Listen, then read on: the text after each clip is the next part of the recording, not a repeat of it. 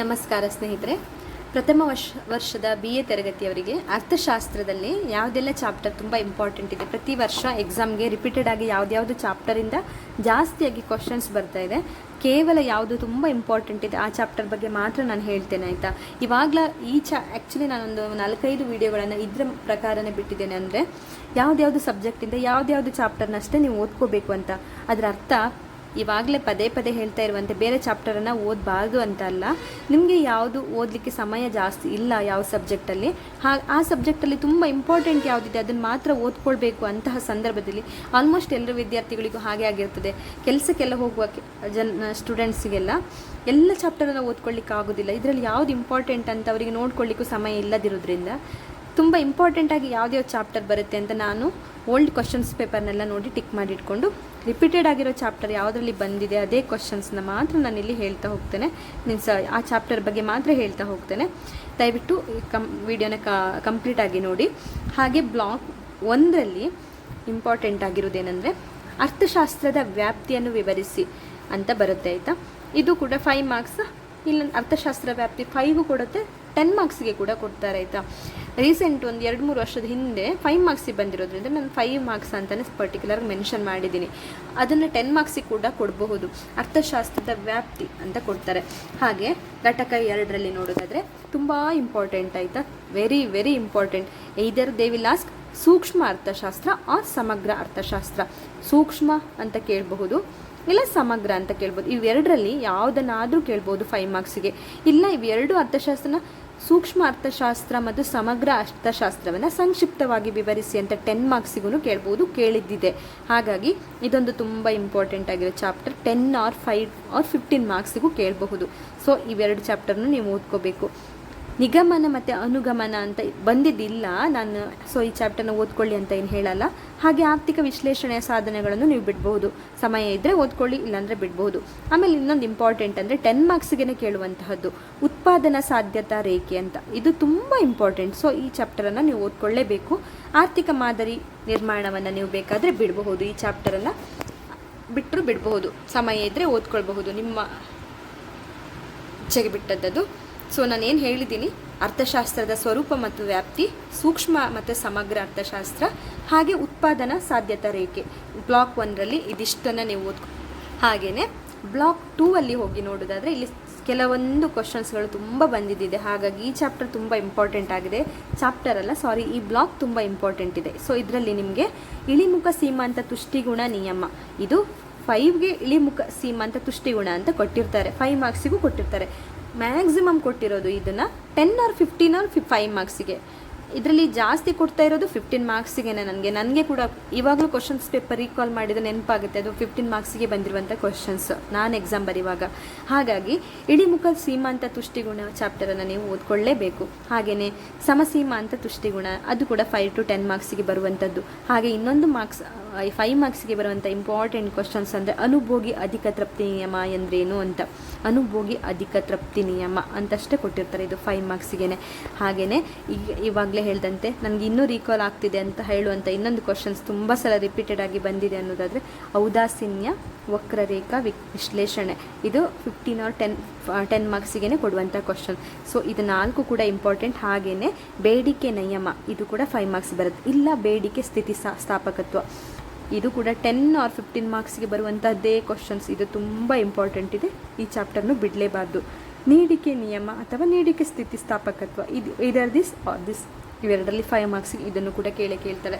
So ಇದಿಷ್ಟು chapter ಕೂಡ ನಿಮ್ಗೆ ಇಂಪಾರ್ಟೆಂಟ್ ಇದೆ. ನೀವು ಇದೊಂದು ಚಾಪ್ಟರ್ ಓದ್ಕೊಂಡು ನಿಮಗೆ ಪಾಸ್ ಆಗಲಿಕ್ಕೆ ಮಾರ್ಕ್ಸ್ ಸಾಕಾಗ್ತದೆ, ಆ ಥರ ಅಷ್ಟೊಂದು ಇಂಪಾರ್ಟೆಂಟ್ ಇದೆ. ಸೊ ಈ ಚಾಪ್ಟ್ರಲ್ಲಿರುವಂಥ ಯಾವುದನ್ನು ಕೂಡ ನೀವು ಬಿಡಬಾರ್ದು. ನಿಮಗೆ ತುಂಬ ಕಷ್ಟ ಅನ್ನುವಂಥದ್ದು ಯಾವುದಾದ್ರೂ ಒಂದು ಚಾಪ್ಟರ್ ಇದ್ದರೆ ಇದು ತುಂಬ ಓದಲಿಕ್ಕೆ ತುಂಬ ನಿಮಗೆ ಡಿಫಿಕಲ್ಟ್ ಆಗುತ್ತೆ. ಅದರ ಬದಲು ಈ ಕ್ವಶನ್ಸ್ ಆದರೆ ತುಂಬ ಈಸಿ ಇದೆ ನನಗೆ ಓದಲಿಕ್ಕೆ ಅಂತ ನಿಮಗೆ ಒಂದು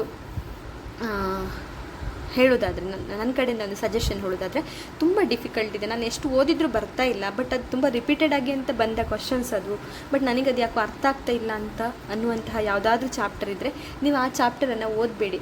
ನೀವು ಅದನ್ನು ಚಾಯ್ಸಿಗೆ ಬಿಡಿ. ಎನಿವೆ ನಿಮಗೆ ಚಾಯ್ಸಸ್ ಕೊಟ್ಟಿರ್ತಾರೆ, ಒಂದು 10 ಮಾರ್ಕ್ಸ್ ಇದು 4 ಇಲ್ಲ 5 ಕ್ವಶನ್ಸ್ ಕೊಟ್ಟು 3 ಬರೀರಿ ಅನ್ನುವಾಗ ನಿಮ್ಗೆ ಯಾವ ಚಾಪ್ಟರ್ ನಿಮಗೆ ತುಂಬ ಡಿಫಿಕಲ್ಟ್ ಆಗಿದೆ ಅದನ್ನು ಬಿಟ್ಟು ಮತ್ತೆ ರಿಪೀಟೆಡ್ ಬಂದಿರುವಂಥ ಬೇರೆ ಕ್ವಶನ್ಸ್ಗಳ ಬಗ್ಗೆ ಜಾಸ್ತಿ ಗಮನ ಕೊಡಿ. ಅಂದರೆ ನಿಮಗೆ ತುಂಬ ಓದಲಿಕ್ಕೆ ಆಗಲ್ಲ, ಅರ್ಥನೂ ಆಗಲ್ಲ, ಓದಿದ್ರೂ ಸಮಯನೂ ಅಭಾವ ಕಮ್ಮಿ ಇರೋದ್ರಿಂದ ನಿಮ್ಗಲ್ಲಿ ಸಮಯ ಜಾಸ್ತಿ ಒಂದು ಕ್ವಶನ್ಸ್ಗೆ ಕೊಡೋ ಬದಲು ಅದನ್ನು ನೀವು ಚಾಯ್ಸಿಗೆ ಬಿಟ್ಟರೆ ಬೇರೆ ಕ್ವಶನ್ಸ್ ಬಗ್ಗೆ 5 to 10 ಮಾರ್ಕ್ಸ್ ಇದು ಯಾವುದಾದ್ರೂ ಕ್ವಶನ್ಸ್ ಬಗ್ಗೆ ಜಾಸ್ತಿ ಓದ್ಕೊಳ್ತಾ ಹೋದರೆ ಆವಾಗ ಅಲ್ಲಿ ನಿಮಗೆ ಮಾರ್ಕ್ಸ್ ತಗೊಳ್ಳಿಕ್ಕೆ ಸ್ವಲ್ಪ ಈಸಿ ಆಗ್ತದೆ ಅಂತ ಒಂದು ಸಜೆಷನ್ ಕೊಡ್ತಿದ್ದೀನಿ.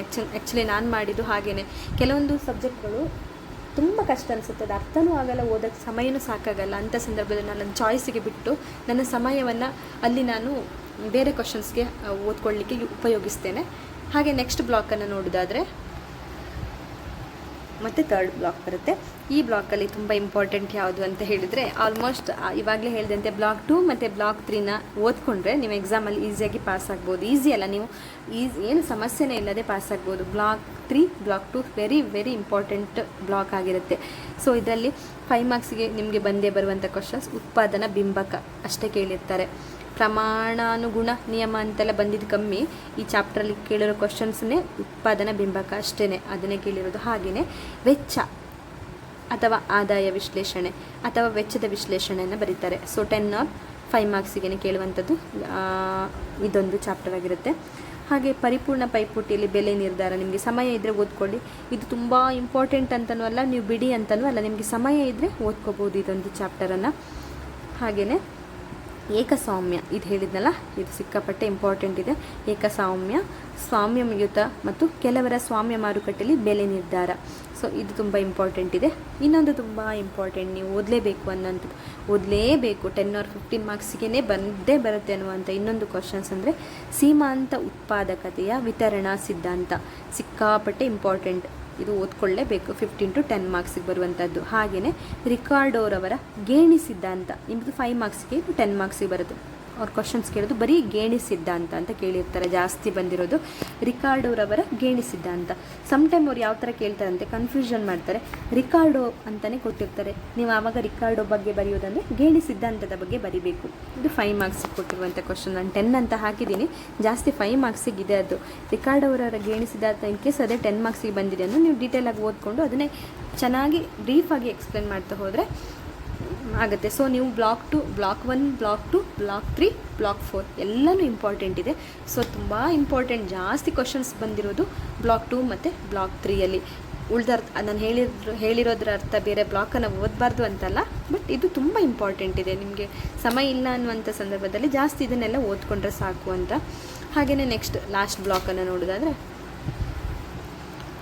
ಉದ್ಯೋಗ ಸಿದ್ಧಾಂತಗಳು ಮತ್ತು ವ್ಯಾಪಾರ ಚಕ್ರಗಳು. ಹಾಗೆಯೇ ಈ ಚಾಪ್ಟ್ರಲ್ಲಿ ತುಂಬ ಇಂಪಾರ್ಟೆಂಟ್ ಯಾವುದಂದರೆ ಸಂಪ್ರದಾಯ ಉದ್ಯೋಗ ಸಿದ್ಧಾಂತ. ಇದು ಸಹ ಬಂದಿದೆ 10, 15, 5 ಮಾರ್ಕ್ಸಿಗೆ ಬಂದಿದೆ. ನಾನು ಇವಾಗಲೇ ನಿಮ್ಗೊಂದು ಸಜೆಷನ್ ಅಂತ ಹೇಳಿದ್ನಲ್ಲ, ಈ ಚಾಪ್ಟರ್ ನನಗೆ ತುಂಬ ಕನ್ಫ್ಯೂಸ್ ಆಗುತ್ತೆ, ನನಗೆ ಬರಲ್ಲ ಅನ್ನೋ ರೀಸನ್ಗೆ ನಾನು ಯಾವಾಗಲೂ ಈ ಚಾಪ್ಟರ್ನ ಓದ್ಕೊಂಡಿರಲಿಲ್ಲ ಇತ್ತು.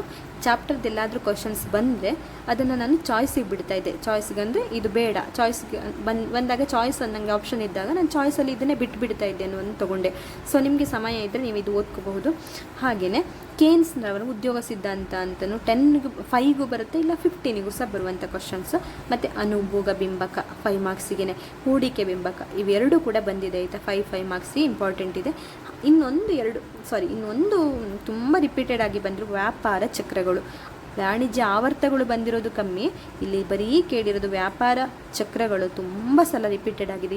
ಈ ಬ್ಲಾಕಲ್ಲಿ ಇದೊಂದು ನೀವು ಓದ್ಕೊಳ್ಳಿ, ತುಂಬ ಇಂಪಾರ್ಟೆಂಟ್ ಇದೆ. ಹಾಗೆ ಇವೆರಡಂತೂ ತುಂಬ ಇಂಪಾರ್ಟೆಂಟ್ ಆಗಿ ಬರುತ್ತೆ. ಮತ್ತು ಹಣಕಾಸು ವಿತ್ತೀಯ ನೀತಿ ಬಗ್ಗೆನೂ ಓದ್ಕೊಳ್ಳಿ, ಇದು ಕೂಡ 5 to 15 ಮಾರ್ಕ್ಸಿಗೆ ಬಂದೇ ಬರುವಂತಹದ್ದು. ಸೊ ನಿಮಗೆ ಸಮಯ ಇದ್ದರೆ ಇವೆರಡನ್ನು ಪ್ಲಸ್ ಇದು ಎರಡನ್ನು ಓದ್ಕೊಂಡ್ರೆ ನಿಮಗೆ ಸ್ವಲ್ಪ ಪಾಸ್ ಆಗಲಿಕ್ಕೆ ಈಸಿ ಆಗ್ತದೆ. ನನಗೆ ಪರ್ಟಿಕ್ಯುಲರ್ ಆಗಿ ಇದೇ ಕ್ವಶನ್ಸ್ ಬರುತ್ತೆ ಅಂತ ಹೇಳೋಕ್ಕಾಗಲ್ಲ.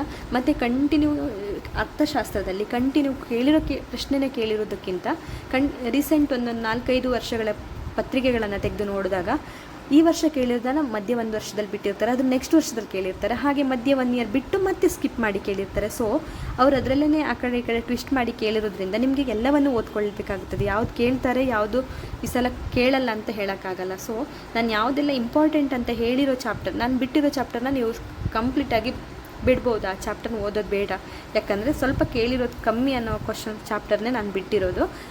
ಯಾವುದೆಲ್ಲ ಇಂಪಾರ್ಟೆಂಟಾಗಿ ಬಂದಿದೆ ಆ ಚಾಪ್ಟರನ್ನು ಹೇಳಿದ್ದೇನೆ ನಾನು ನಿಮಗೆ. ಅದನ್ನು ಓದ್ಕೊಂಡು ನಿಮ್ಮದೇ ಆದ ನಿಮಗೆ ಅರ್ಥ ಆದ ಶೈಲಿಯಲ್ಲಿ ನೀವು ಎಕ್ಸ್ಪ್ಲೇನ್ ಮಾಡ್ತಾ ಹೋಗ್ಬೋದು. ಹಾಗೆ 5 ಮಾರ್ಕ್ಸಿಗೆ ಎಷ್ಟು ಬರೀಬೇಕು, 10 ಮಾರ್ಕ್ಸಿಗೆ ಎಷ್ಟು ಬರೀಬೇಕು, 15 ಮಾರ್ಕ್ಸಿಗೆ ಎಷ್ಟು ಬರೀಬೇಕು ಅಂತ ತಿಳ್ಕೊಂಡು ಅದನ್ನು ಎಕ್ಸ್ಪ್ಲೇನ್ ಮಾಡ್ತಾ ಹೋಗ್ಬೋದು. ನೀವು 5 ಮಾರ್ಕ್ಸಿಗೆ 10 ಮಾರ್ಕ್ಸಿಗೆ ಆಗೋಷ್ಟು ಬರೀತಾ ಹೋದರೆ 10 ಮಾರ್ಕ್ಸ್ಗೆ ಬರೀಲಿಕ್ಕೆ ಸಮಯ ಸಿಗೋದಿಲ್ಲ, ಅಥವಾ 15 ಮಾರ್ಕ್ಸ್ ಬರೀಲಿಕ್ಕೆ ಸಮಯ ಇರೋದಿಲ್ಲ.